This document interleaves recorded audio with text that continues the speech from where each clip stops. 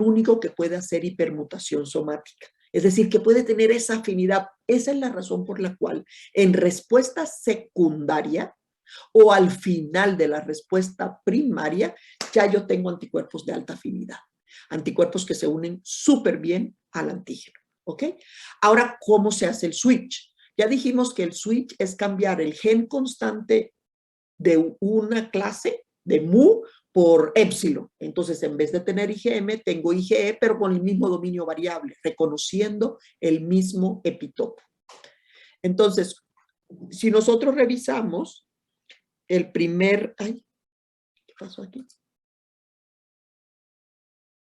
Ay, ¿por qué no me da auxilio? ¿Dónde estás?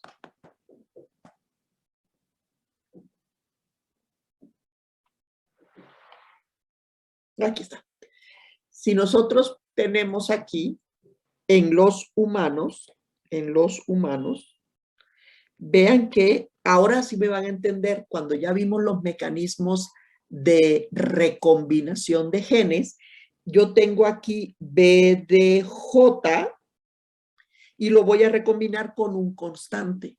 Imagínense si en la respuesta primaria yo hiciera IgA2 y utilizara el modelo de eliminación. ¿Ok? Entonces, este BDJ lo juntaría, BDJ constante alfa 2, el resultado va a ser una IgA2. ¿Ok? Pero ¿qué pasa? Que todo esto lo elimino. Esa célula ya no es capaz de hacer otra inmunoglobulina, porque ya las eliminó.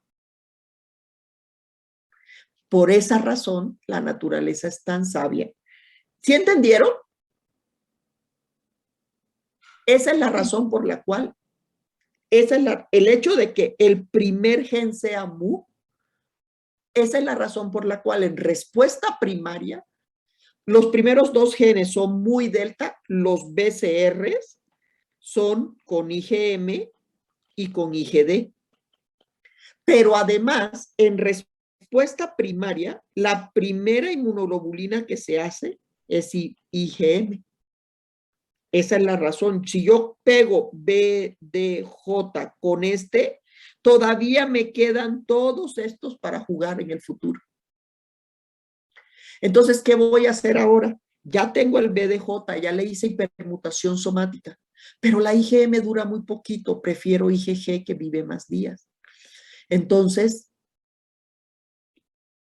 quito el gen constante y ahora BDJ lo voy a unir. ¿Qué IgG quieren? ¿1, 2, 3 o 4? IG4. 4. Entonces, IgG lo voy a unir con IgG4. Vean, una célula que hizo switch a IgG ya no puede hacer IgA1, ya no puede hacer IgG1, ni IgG2, ni IgG3, ni IgD. Solo le queda IgA2 e IG épsilon en un futuro. ¿Ok?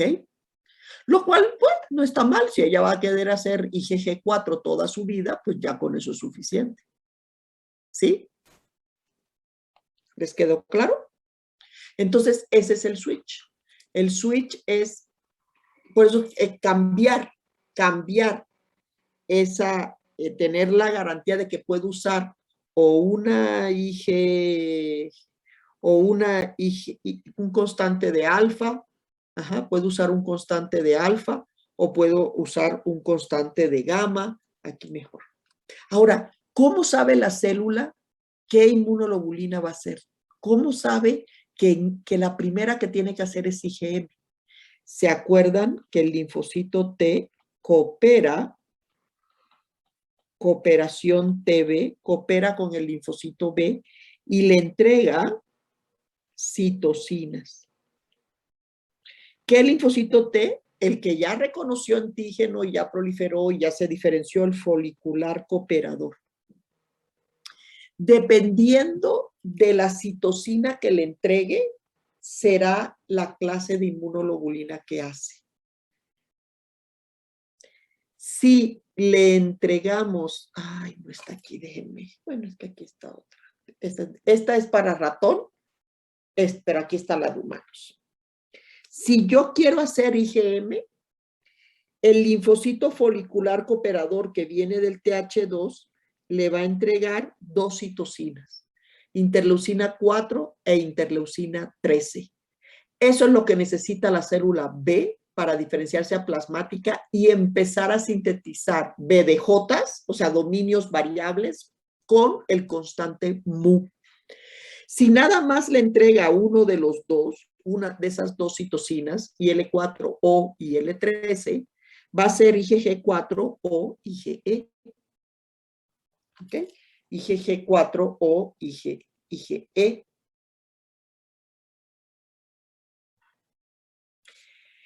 Si el folicular cooperador proviene de TH1 y le entrega interferón gamma, puede hacer cualquiera de las dos, o IgG1 o IgG3. Y si le entrega TGF beta o interleucina 5, va a ser cualquiera de las IgAs o IgG2.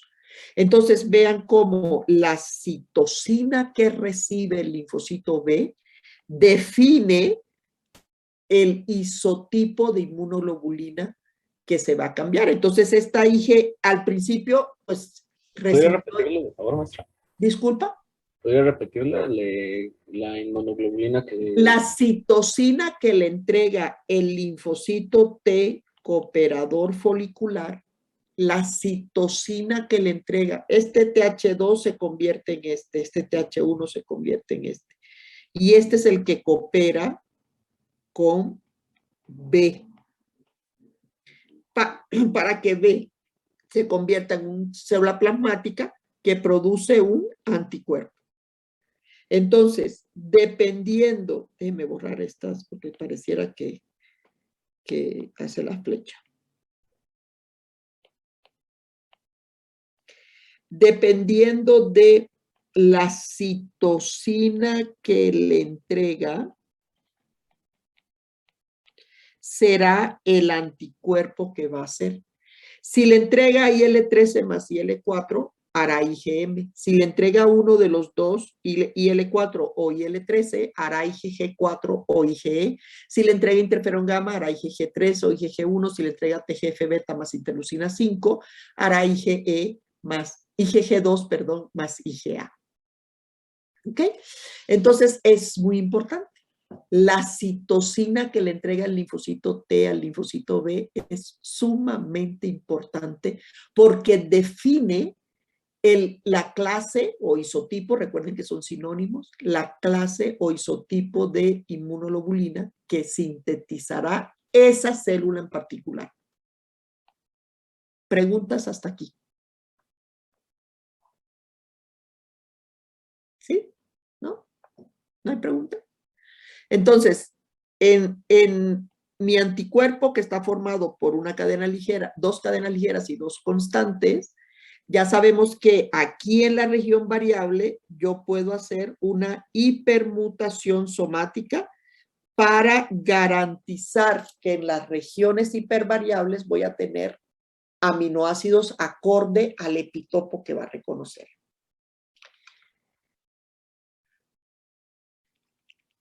Y si le cambio todo el gen constante de la cadena pesada, pues entonces voy a cambiar, a eso se llama switch, y de estar haciendo, no sé, una IgD, ahora voy a hacer una IgG4, como dijo su compañero. Ajá, ¿le queda claro? En realidad esta es una IgE o una IgM, una IgE, porque tiene, ¿por qué lo sé? Porque tiene un dominio de más. ¿Sí les queda claro? Sí, profesora. Sí, pues un poquito. Ok. Entonces, ya tuvieron en el laboratorio la práctica de obtención de gamma globulinas, purificación de gamma globulinas.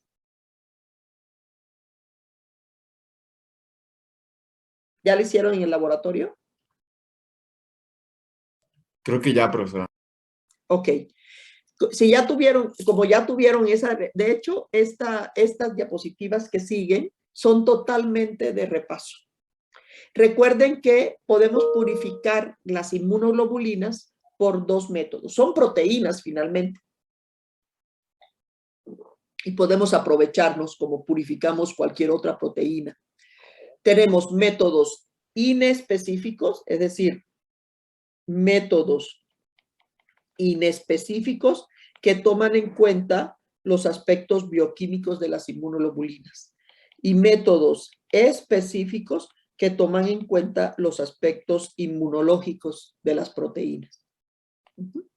Entonces, dentro de los métodos inespecíficos tenemos varias propiedades físico-químicas, podemos cambiar. Ajá. Por ejemplo, podemos modular, que fue lo que ustedes vieron en el laboratorio, la solubilidad y obligar a la proteína de interés, en este caso las gamma globulinas, a precipitar. Podemos usar precipitación con sales neutras más hidrólisis enzimática o utilizando disolventes orgánicos, que es el método de Kohn. Pero también podemos utilizar la carga eléctrica para obligar a esa proteína para poderla purificar, y el método es cromatografía de intercambio iónico. Podemos cambiar utilizando el peso molecular, podemos utilizar una cromatografía de filtración en gel o las propiedades biológicas de las IgGs que se unen a una proteína de Staphylococcus aureus que se llama proteína A. Con eso podemos usar una propiedad biológica para todas las IgGs nada más. Entonces, estas serían las cuatro propiedades físico-químicas que podemos utilizar para aprovechar y purificar.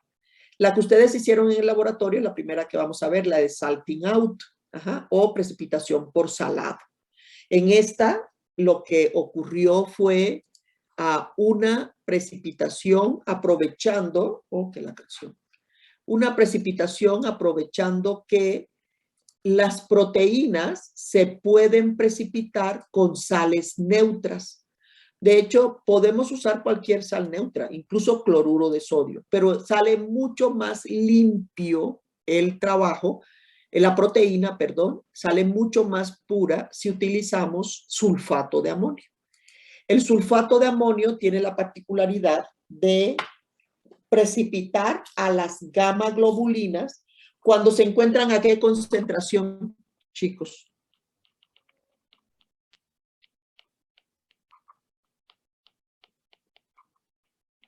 ¿A qué concentración? ¿No se acuerdan? ¿O eso fue de otro examen? ¿No me acaban de decir que ya lo vieron en el laboratorio? ¿O hago de cuenta que no lo han visto?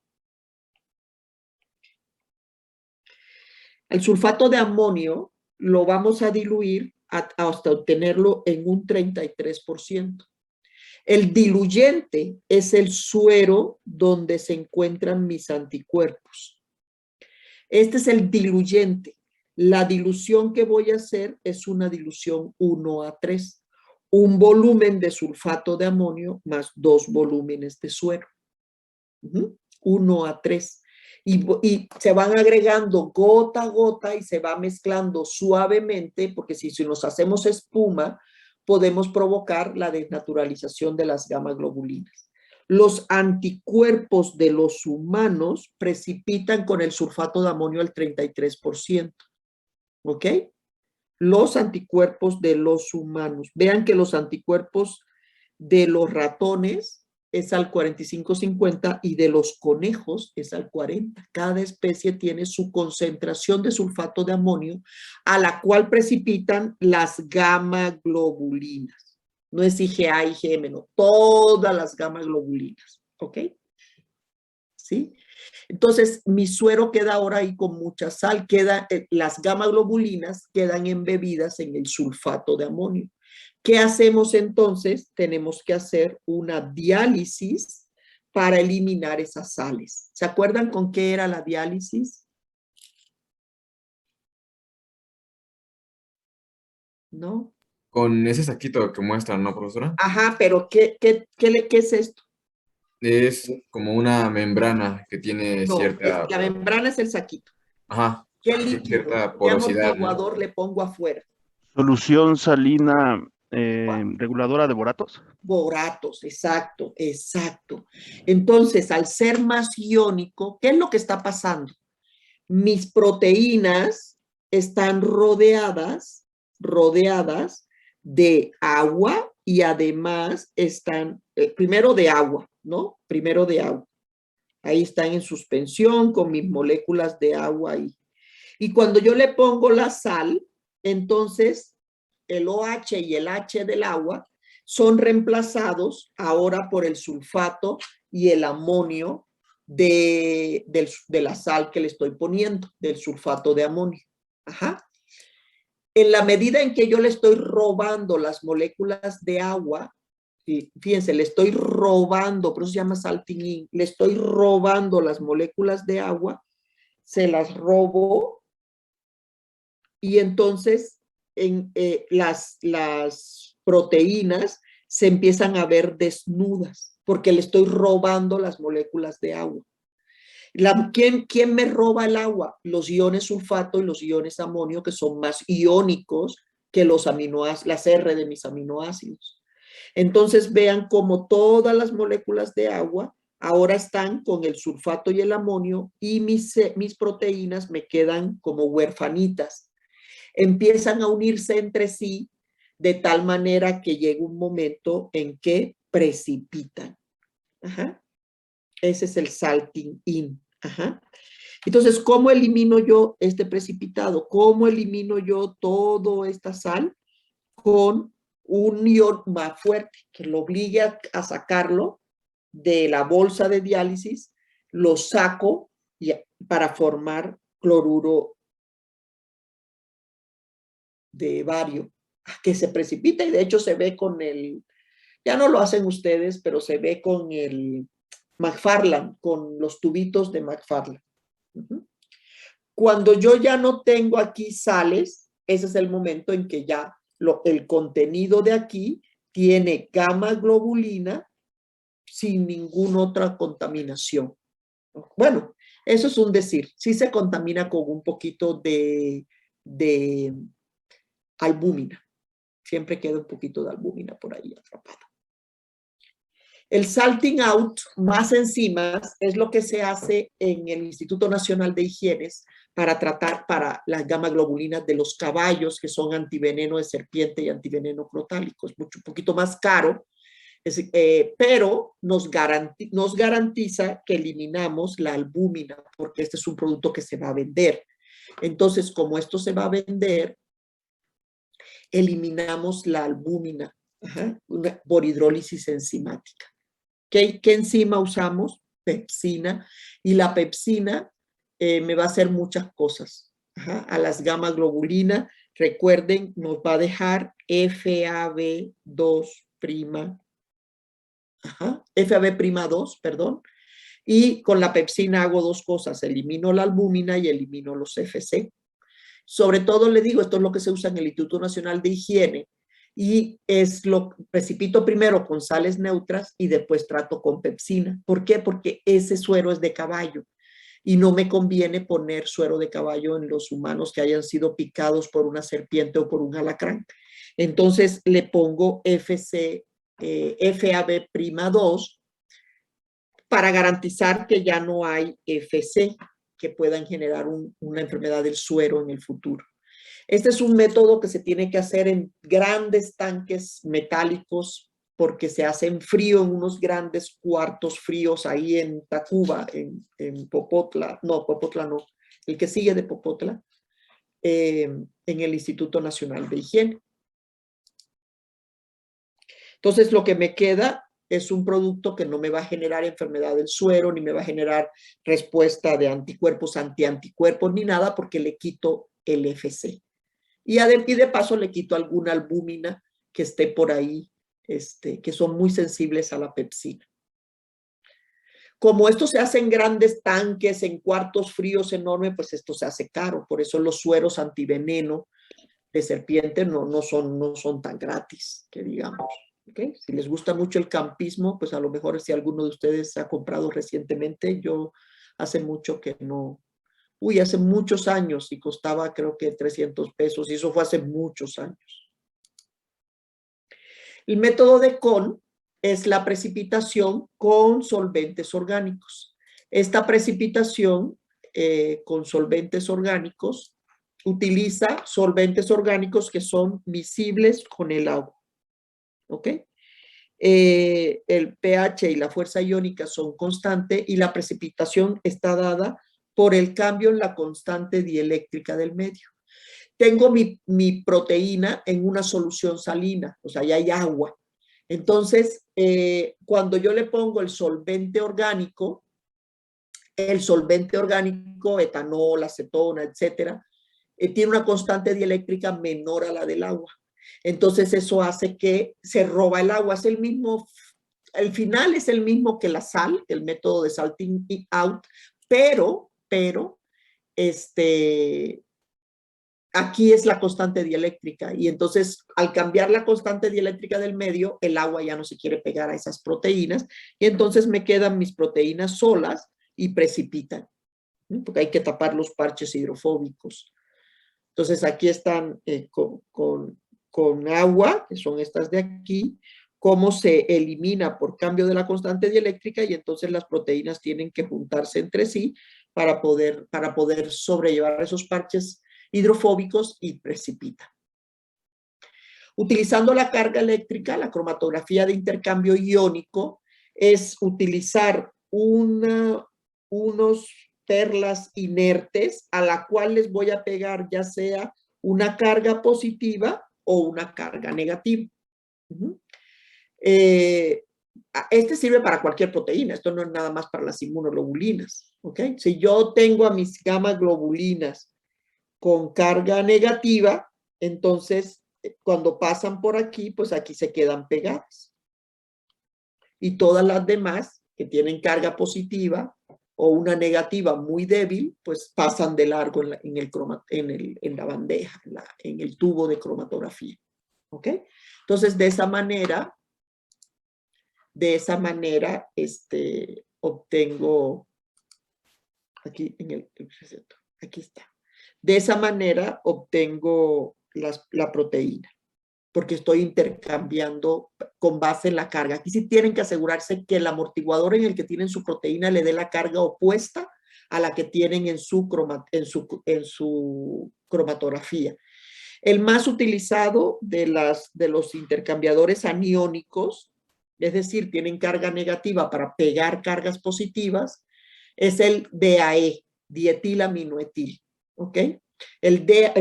Disculpen, al revés, tienen carga positiva para pegar aniones, por eso se llaman intercambiadores aniónicos, es el DAE, tiene carga positiva, aquí está la carga positiva del DAE. Y de los intercambiadores catiónicos, es decir, que tienen carga negativa, el más conocido es el carboximetil. Entonces, con las gamma globulinas, dependiendo del amortiguador en el que lo tenga, lo más común es que usemos DAE y lo tenemos con carga negativa.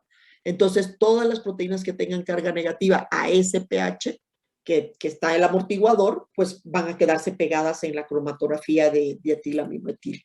Entre ellos, los anticuerpos.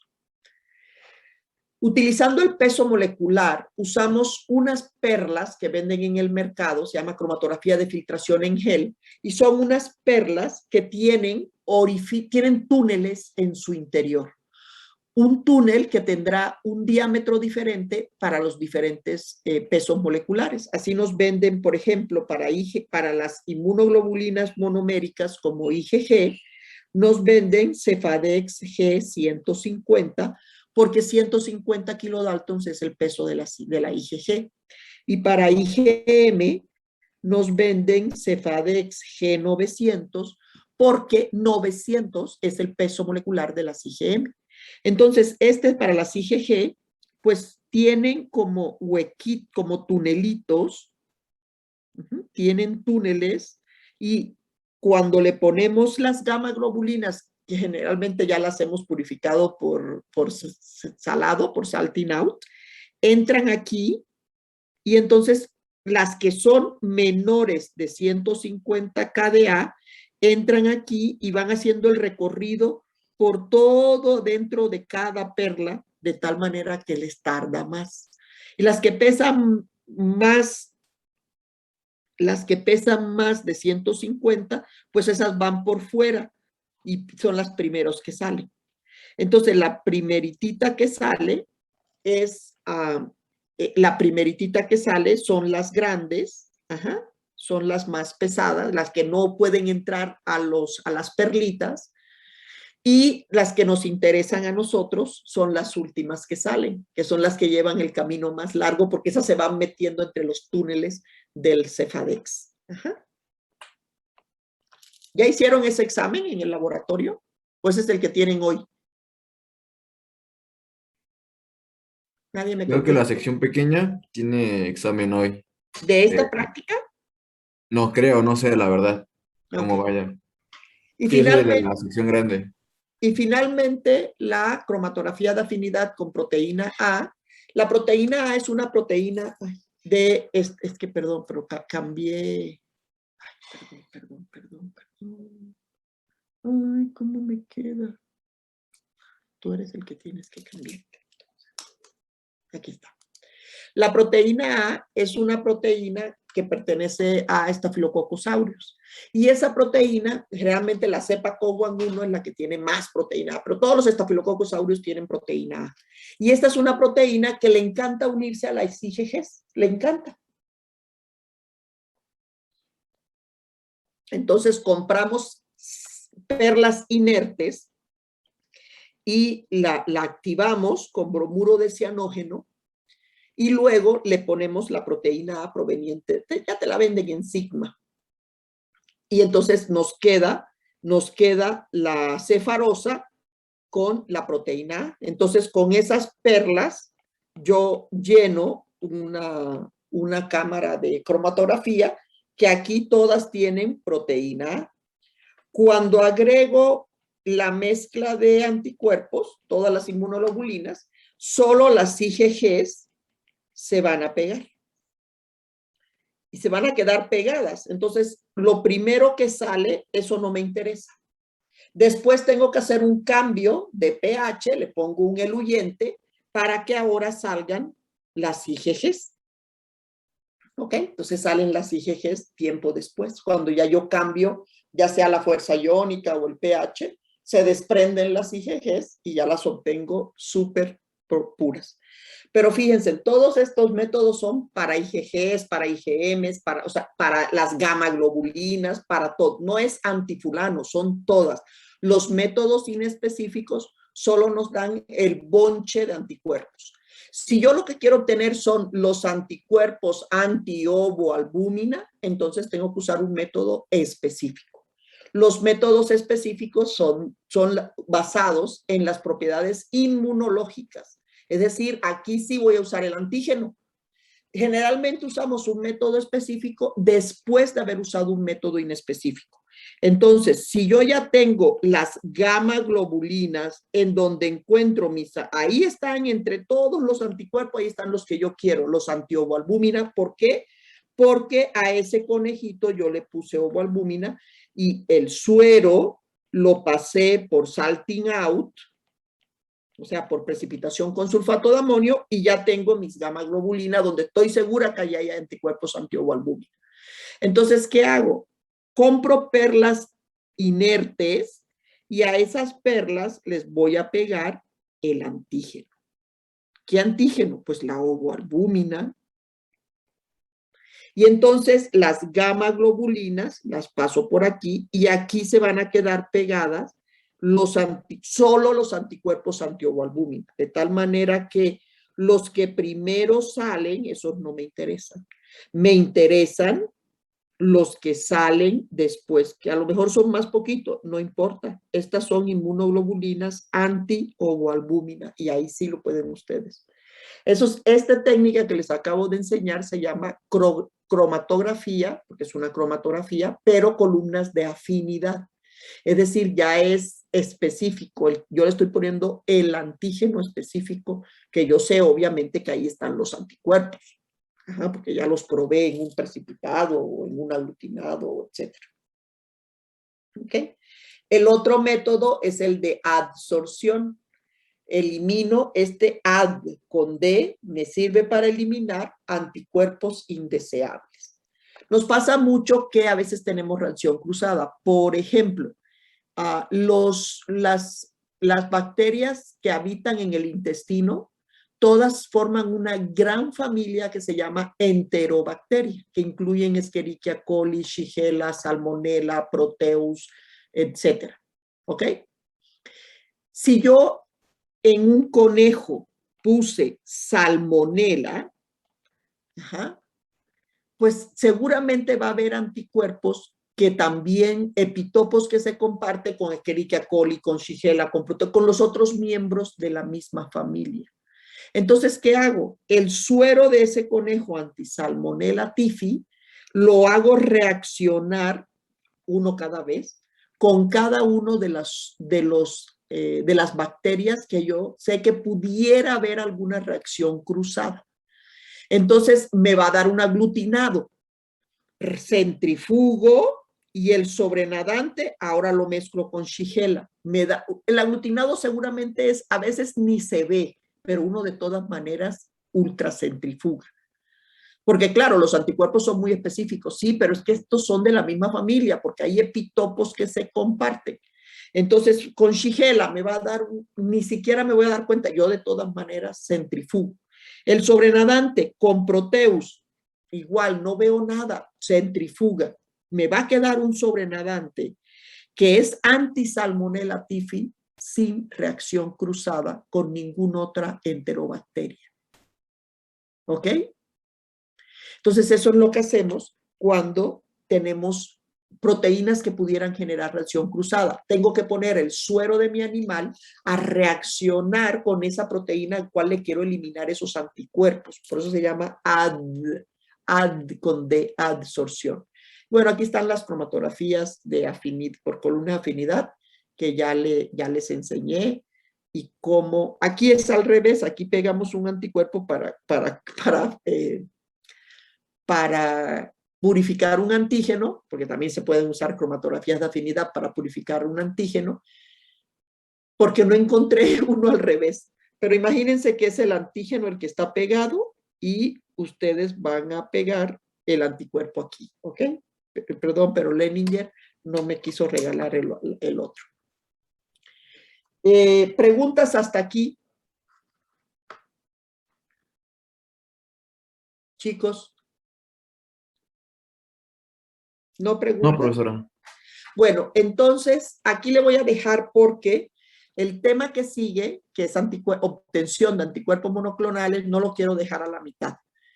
Este es el tema muy, muy importante para ustedes, CUFIS. De hecho, es el tema más importante de anticuerpos, porque aquí es donde vamos a hacer en el laboratorio un fármaco, un anticuerpo que usemos como fármaco.